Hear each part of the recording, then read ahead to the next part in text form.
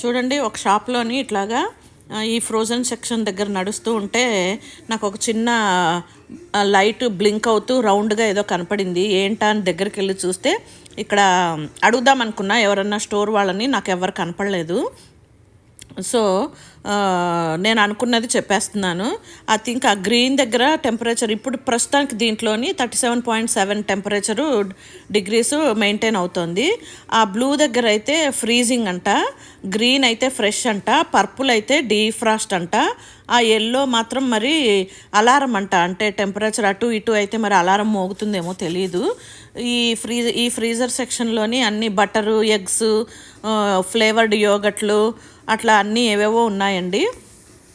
So అవన్నీ ఫ్రెష్గా ఉండాలంటే రైట్ టెంపరేచర్ మెయింటైన్ అవ్వాలేమో, అందుకని అది పెట్టారనమాట. పెట్టారేమో అని నేను అనుకుంటున్నాను అది